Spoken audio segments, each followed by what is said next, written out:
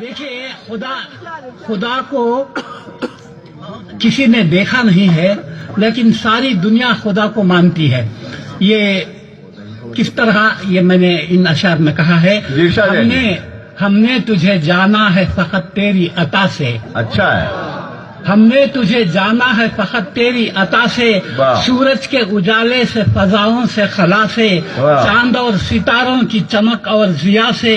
جنگل کی خاموشی سے، پہاڑوں کی انا سے، پرہول سمندر سے، پراسرار گھٹا سے، بجلی کے چمکنے سے، کڑکنے کی صدا سے، مٹی کے خزانوں سے، اناجوں سے، غذا سے، برسات سے، طوفان سے، پانی سے، ہوا سے، ہم نے تجھے جانا ہے فقط تیری عطا سے۔ بہت اچھے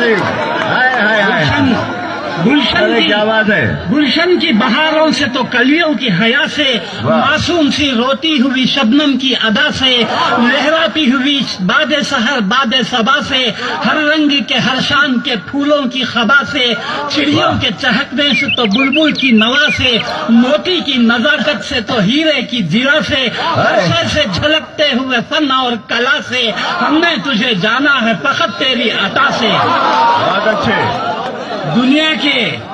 دنیا کے حوادث سے، جفاؤں سے، وفا سے، رنج و غم و آلام سے، دردوں سے، دوا سے، خوشیوں سے، تبسم سے، مریضوں کی شفا سے، بچوں کی شرارت سے تو ماؤں کی دعا سے، نیکی سے، عبادات سے، لغزش سے، خطا سے، خود اپنے ہی سینے کے دھڑکنے کی صدا سے، رحمت تیری ہر گام پہ دیتی ہے دلا سے، ہم نے تجھے جانا ہے فقط تیری عطا سے۔ بہت اچھے، بہت اچھے۔ اور آخری بند ہے، ابلیس کے فتنوں سے تو آدم کی خطا سے، اوصاف براہیم سے، یوسف کی حیا سے، اور حضرت ایوب کی تسلیم و رضا سے، عیسیٰ کی مسیحائی سے، موسیٰ کے عصا سے، نمرود کے فرعون کے انجام فنا سے،